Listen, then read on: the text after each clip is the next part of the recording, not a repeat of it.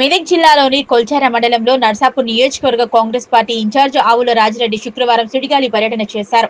రంగంపేట, రాంపూర్ గ్రామాలకు సంబంధించి పలువురికి సీఎంఆర్ఎఫ్ చెక్లను అందజేశారు.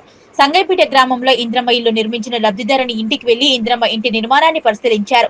సంగైపేట కమ్మరి వెంకటేశం చారి నూతన గృహప్రవేశ కార్యక్రమంలో పాల్గొన్నారు. చిన్నగన్పూర్ గ్రామంలో ఇటీవల రోడ్డు ప్రమాదానికి గురై గాయపడ్డ మల్లేష్ కుటుంబాన్ని పరామర్శించారు. అదే ప్రమాదంలో మరణించిన మంగళి దుర్గాప్రసాద్ కుటుంబాన్ని పరామర్శించి ఆ కుటుంబానికి కొంత ఆర్థిక సహాయం అందించారు. అలాగే చిన్నగన్పూర్ కాంగ్రెస్ పార్టీ నాయకుడు ప్రభాకర్ రెడ్డి మాతృమూర్తి మరణించిన విషయం తెలుసుకుని వారి కుటుంబాన్ని పరామర్శించారు.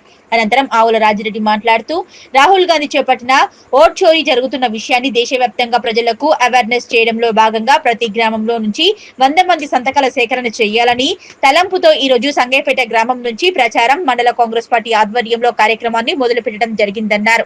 ఈ కార్యక్రమంలో కొల్చేర మండల కాంగ్రెస్ పార్టీ అధ్యక్షులు నాగురుగారి మల్లేశం గౌడ్, సంగైపేట గ్రామ కాంగ్రెస్ పార్టీ అధ్యక్షులు ఆగంగౌడ్, మాజీ వైస్ ఎంపీపీ అల్లు మల్లారెడ్డి, సంజీవరెడ్డి, నరసింహారెడ్డి, యోహాన్, పాషా, ఖాద్రి తదితరులు పాల్గొన్నారు.